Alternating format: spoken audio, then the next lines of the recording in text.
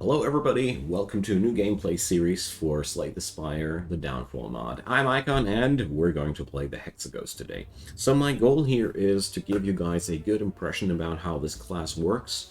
This video will also explain a lot about the mechanics, so if you're confused about the character class, stay a while and listen, because I'll try to do my best to make things better understandable for you. And meanwhile, let's have some fun with this thing. So let's grab our first upgrade here.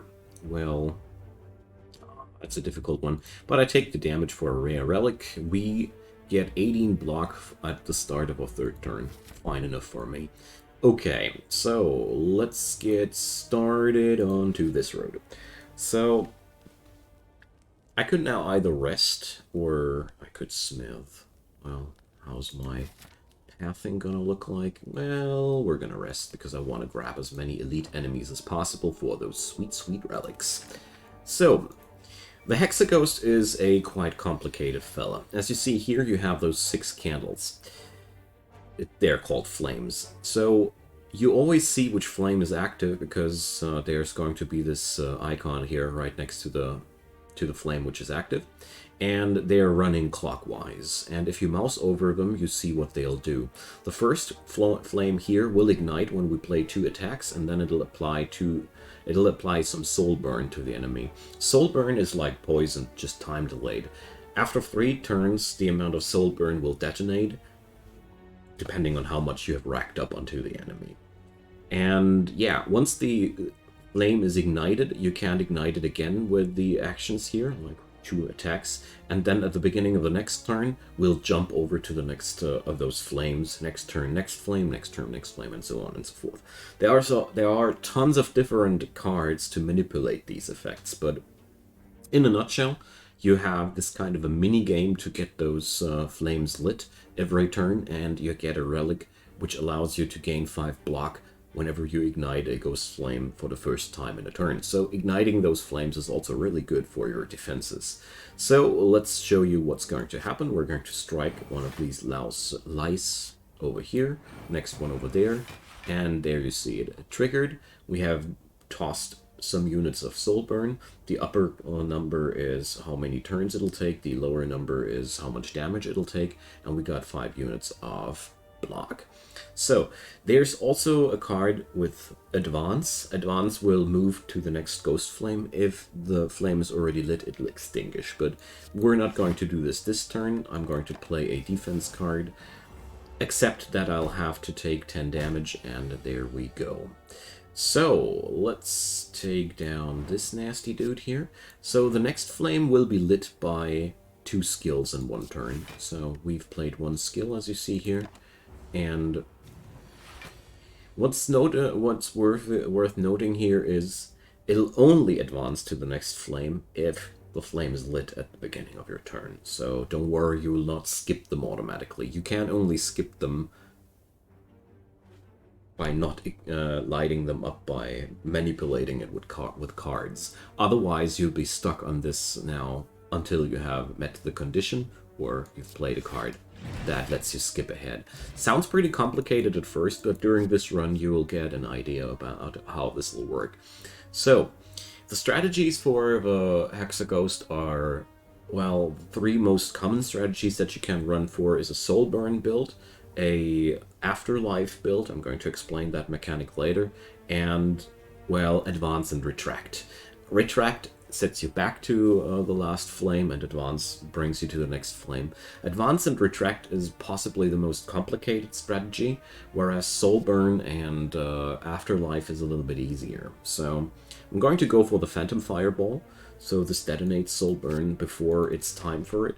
And I think I'm going to roll a soul burn deck for this run, mainly because it's a very convenient and easy to understand build, where you still can go with all the other options the Hexaghost has available. So, we have the goop event. I'll just take 1 icky curse for 150 souls. You can grab up a dirty amount of money there. But let's have some juggling with the merchant. And at the beginning of each fight, your flames are, of course, reset. There's 4 types of flames here.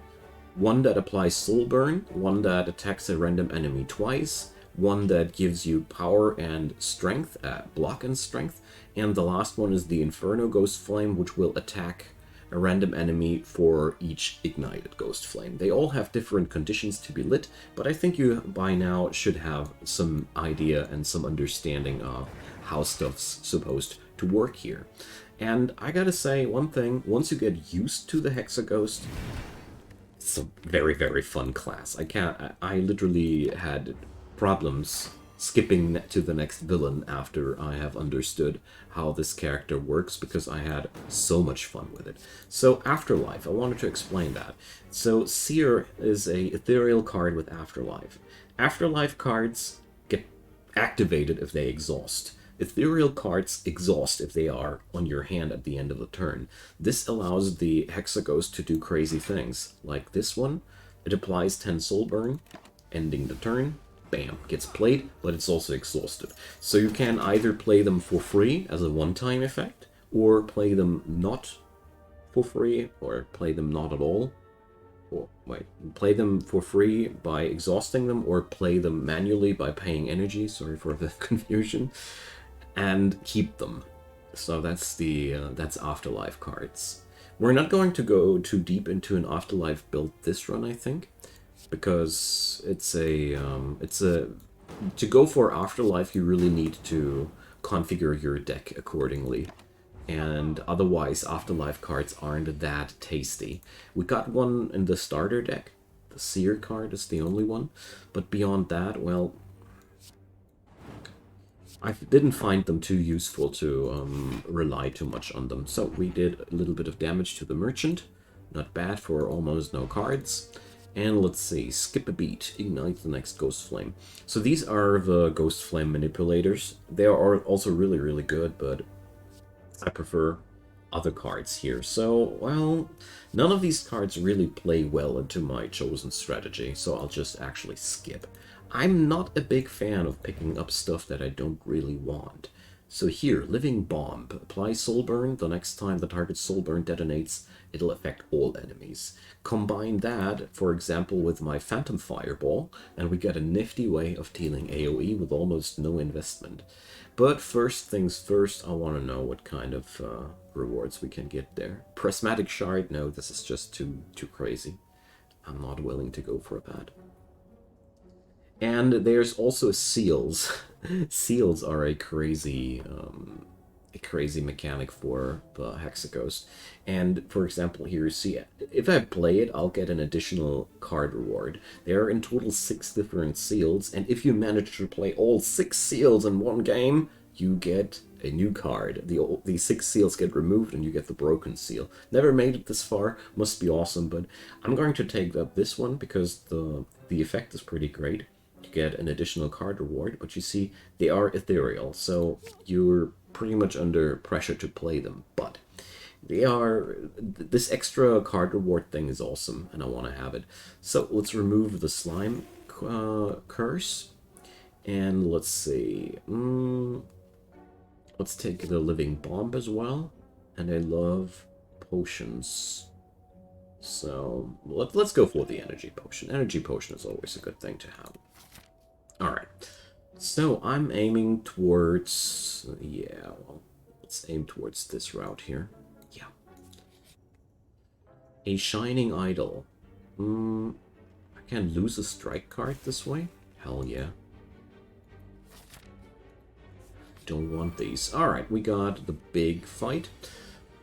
So, let's see. I'm going to play fast forward here, igniting the first Ghost Flame, taking down the artifact, because I can now apply the Living Bomb. And once this guy's Ghost Flame, no, Soul Burn will detonate, it's going to be AoE, and I like the idea of that. Alright, so we got to trigger 2 attacks, that's no problem. Let's play the 3rd seal, because I want to have those rewards. And, well, I'll focus my attacks on this guy. It's a little bit stupid to not play it like there, but yeah, let's pop the Energy Potion. It's a good opportunity to avoid all that damage, and let's take it. Alright, So here, let's pop the Sear on this dude. It's going to be 14 damage on everybody. Good stuff. And sadly, well, I can't attack anybody, but whatever. You see? Bomb. There we go. I like that. There's lots of cool interactions with the Hexaghost, and as confused as I've been when I started out with this character, the more you play it, the more you get used to the wackiness of how everything's working here. So sadly I can't pop this dude. Damn. Whatever. Let's drop more damage on these guys. I'm taking some damage, but it's an elite fight after all. If you're getting out of an elite fight with 10 points of damage, you're supposed to be happy about that. Oh, here you see the first activation of the Inferno Ghost Flame. 6 times 5. Well, it's because 6 damage, 5 times, because we have 5 of them lit. Worth mentioning, if you manage to get to light up all the ghost flames when you pop this thing, you also gain intensity. Intensity is easily explained. This powers up all the interactions with your ghost flames. Every point of intensity powers these things up by 1. Easily to understand. Now, let's go for another Phantom Fireball, an Anchor. Oh yeah, I love this thing. Starting with 10 block, 3rd turn 18 block, and a potion for plated armor. Nice. So, let's see. None of these is too interesting. Damn. So, Instant Inferno is a really cool card. Ignite the Inferno Ghost Flame immediately, but like I said, I don't like to go for excessive loot. The Blue Candle. No, we're picking up the Sapphire Key. So, yay! 1 Omamori. Alright. So, I hope I didn't bite off more than I can chew, but I can still diverge here if the Lagavulin is spanking me too hard. One fun thing about the Lagavulin is that... Oh, he's awake, okay. Never mind me talking here. So, let's slap some Soul Burn on him. Siphon Soul will steal our strength and defense. It's pretty nasty mechanic there, but we'll get past that. Okay, so let's put on that thing. And, well, 1 action of defense, why not? So 5 points of damage this turn. The Lagavulin is one really nasty customer in general. I really consider him one of the more dangerous bosses. So let's drop down another Strike, another Defend, and another Phantom Fireball. So far, stuff's working out really decently. But we're also now past the 3rd turn, and there's going to be no more free blocks for us. There we go. So this flame here can only be ignited by playing a power card. Sadly, I've already played my power card, so there's not going to be more of that. But there's one really good thing for us here. The soul burn damage is going to be never reduced by the shenanigans of the Lagavulin. So while he might be weakening us, it's not going to influence my damage sources whatsoever, so I think that should work out. Damn, we go. Alright, so what do we have here? Float Work, that's a great one. And here, 4th Seal, gain an additional potion reward, but I'm not going to opt into these too hard. Float Work, though, is awesome. Float Work is an Afterlife card which I pick up, because you'll gain plated armor. And the cool part about it is, you don't even have to play it, because power cards, you can't play them twice in a fight anyway, so it's just free plated armor, and I like it. So, let's pick up the Firestarter. Damage and soul burn to everybody for 1 point of energy. I find that quite busted, but I'm not the one. I've not been asked. So let's go for just another Lagavulin. Why not? So here, that's what I wanted to talk about. You can abuse the Lagavulin quite hard early on. Let's put on float. No, I don't want that. Here. Putting up this one. So I'm racking up as much soul burn on him as possible in one before he's actually waking up. So we're going to put up one fire starter here. It's more burn. Sadly, I can't speed up myself. That's a tragedy. So the next Ghost Flame can only be popped by a power card. Luckily, we got the third seal. Brilliant. And now we're able to just deal a pretty nasty amount of damage to this guy before he was even able to act once. I like that. So, well, somehow the GFX for this guy is a little bit broken, don't you agree? Well, so let's attack twice. This also heals me some defense. And here we go.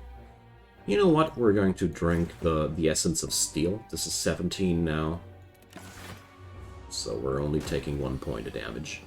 I gotta take care of myself, you know. Alright, Seer. Let's use the float, why not? Maybe there's something more sexy coming up, but no. So I'll be dropping 1 Phantom Fireball. And let's, oh no, I messed up. No, I didn't mean to. Damn. Alright, whatever. You see, I messed up the activation of the Inferno Flame, so even if you know what you're doing, this character is sometimes just trolling you. Or you trolling yourself. I think it's so far the most complicated of the villains that I've came across, but somehow that's also where I think the cool part of it lies within, you know? We've just smacked down 3 elite enemies quite easily. Nice. Spectral Spark. This is a free source of Soul Burn versus another copy of Firestarter. Well, I'll take the Spectral Spark. The Spectral Spark will extinguish the Ghost Flame if it is ignited, and you'll get it back on your hand. You can do crazy things with that. We got the Incense Burner. Yay! Every 6 turns, a free activation of Intangible, which reduces every damage taken to 1, is massive. I love it. Alright, so let's see. I don't like any of these. As much as I'm tempted to pick up the Hexaghost, yeah, well, let's pick up the Hexaghost.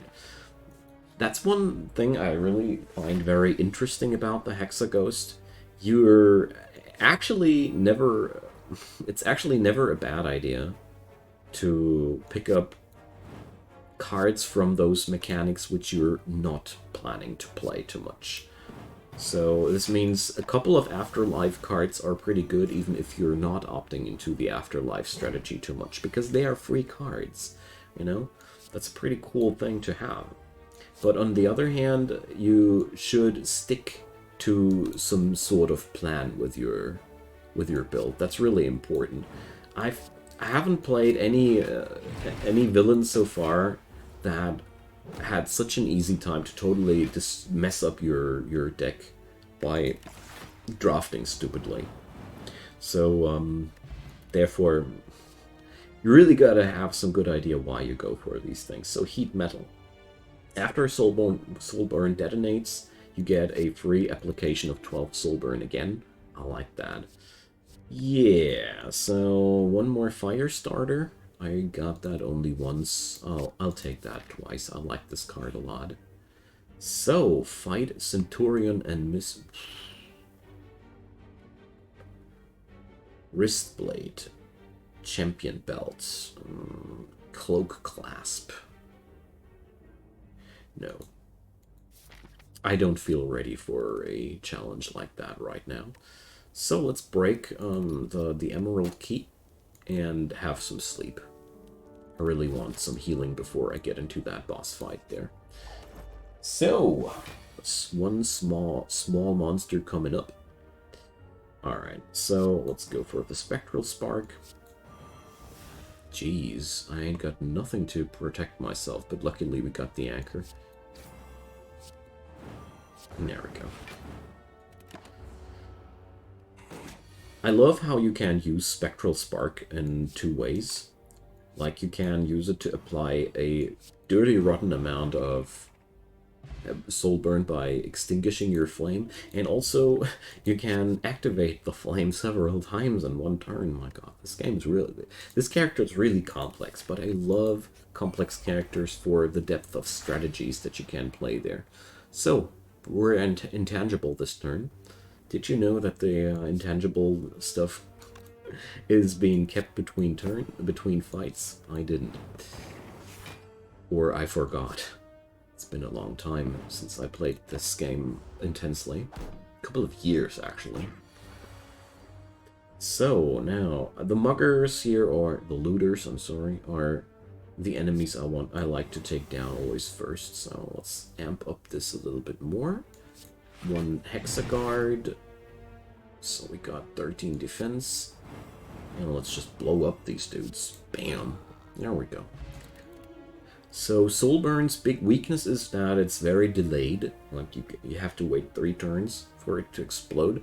But as soon as you are manipulating your chances accordingly, it's not that bad anymore. So there's a slaver. So I don't really see any option to light up my first flame today. Damn. Okay, whatever. So sometimes you just have those nasty first turns, but that's not an issue at all. This fight is pretty harmless after all, so let's go for heat metal. Ignite that flame, play 1 float, get yourself a little bit ahead. Could play fast forward, but no. Let's go for that one. I can't defend myself better anyways, so here we go. Yeah, bit of damage incoming, but I'm okay with that. Sometimes you suffer a bit. This Act 1 went extremely well so far, so I don't really want to complain at all. Amorous Tincture. Oh yeah, block for each card played this turn. Beautiful. So I don't want to go for a 3rd copy of Phantom Fireball, because, you know, 2 of them are actually really enough. Hello there, the defect. Let's go. So, he's going to buffer, and let's play 1 living bomb.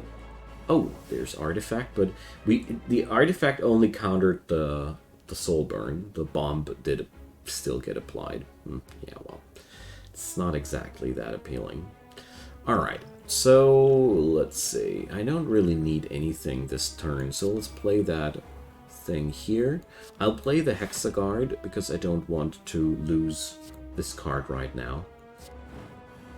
Deal some moderate damage, and let's see, well, ignite the current Ghost Flame 3 times. I love to use this on the bolstering Ghost Flame. Well, let's use the colorless potion and see what I get there. Flash of Steel. Yeah, let's go for random attacks that cost me nothing this fight. Always a fun thing. Alright, he's buffered now. That only means we have to get a little bit of that. So here, Heat Crush. Deals damage, which gets increased by the enemy's soul burn, so we can deal 46 damage with that. Keep in mind, this doesn't reduce the enemy's soul burn at all. So, I think I just gained a Void card. Oh, thank you, dude. So, 24 damage incoming. Luckily, the captain's wheel is in right now. Okay, so float work will just pop for free. Let's go for that. Oh, and by the way, Soul Burn does not get influenced by shields. So you're getting past the enemy's shields with that thing. Okay, so Rain of Embers. Apply, also weak. Alright. Let's go for the Amorous Tincture, because I don't have any options right now to armor myself, and I don't like that. Oh, well, Rain of Embers, I got another Void card on my hand, so there's not much I can do about that. So we're at least able to block a portion of that, and that is good enough. So, Thermal Transfer. If the enemy has Soul Burn, you gain block. One of my favorites. So... but let's ignite that flame nevertheless. And I think, let's go for the advance, because there's attacks again. Yeah, well, I don't need more block. Let's slam down the Heat Crush. I think I really need the Heat Crush for my deck myself, because it's just such a very powerful option, obviously. So, sadly, I don't have any powers. This is an interesting part that you need powers for this to really shine, but whatever. So, 8 damage plus 22 damage. This is not enough to take this guy down in one go. But whatever. He's also not able to take me down in one go, so I don't mind at all. So, goodbye, buddy. As you see here, Phantom Fireball runs below those shields. And double card reward at bosses, by the way, means double rare card rewards. Pretty nifty, eh? So Poltergeist, for example, is meant for Afterlife cards. Every time you play it, you deal 6 damage to a random enemy. 6th Seal is massive. At the end of combat, gain an additional 6 non-6th Seal, so you can... This is the card you need when you're going to go for the Seal deck. Toasty, but we're going to go for that one. Apply Soul Burn equal to unblocked damage dealt. This is exactly the kind of stuff that I want to have. And let's see, yeah, here, Searing Wound. All enemies lose HP equal to their Soul Burn.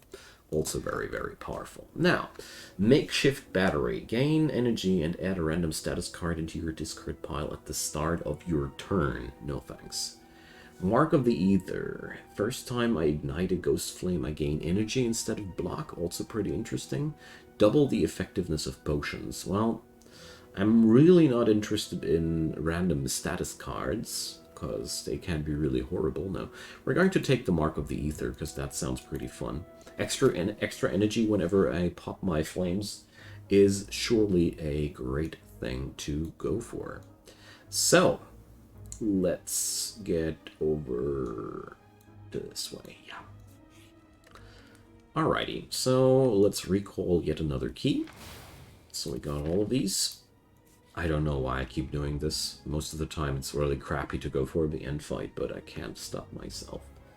Ritual Dagger, no. Cultist Potion, I'd rather take that. The Cultist Potion is great. It'll just increase your strength by 1 every turn. Can be so easy. Add Ethereal to all strikes and defense. Ooh. But no, we're just going to remove something out of our deck. So, all those strikes and defense. It is great to add Ethereal to them, simply because you're really making them disappear, but, well. So, let's see.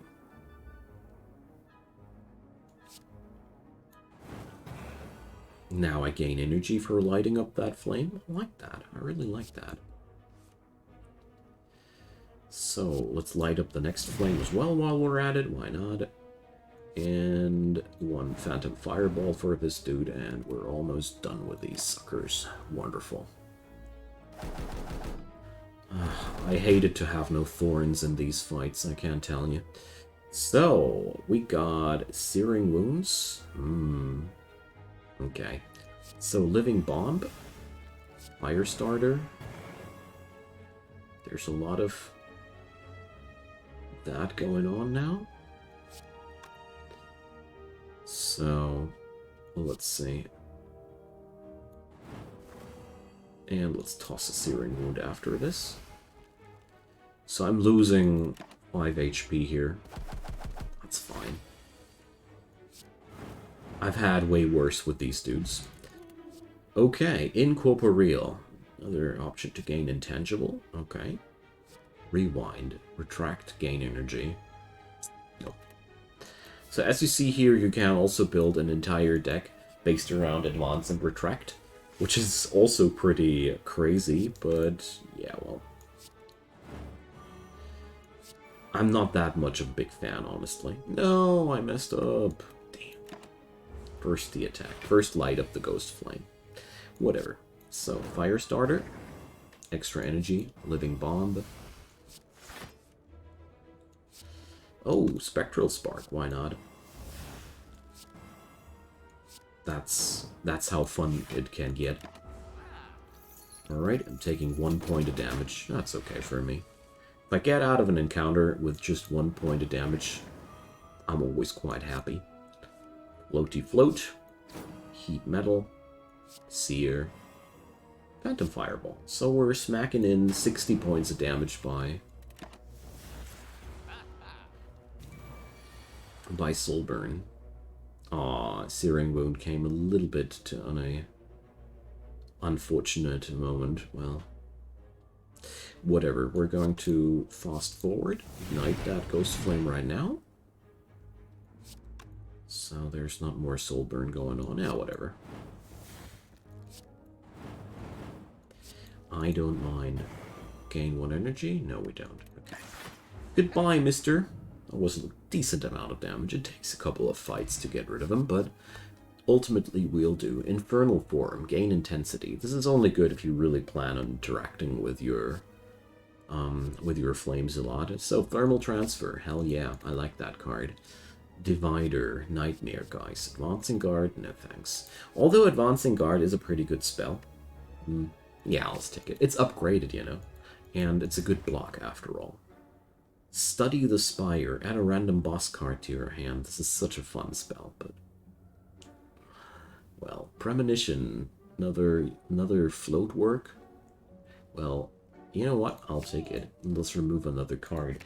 Also, this is going to be the end of this video. Thank you guys so much for watching. I hope this gave you a good impression about the Hexaghost, about how the Hexaghost is supposed to work. And next episode, we're going to go deeper, and I hope we're going to smack more bosses. So leave me your comments down below, ask your questions or whatever you have on your mind. Leave a thumbs up if you enjoyed, and of course consider subscribing if you haven't done so already. I'd be delighted to have you. See you guys next time, and have a good day. Bye-bye.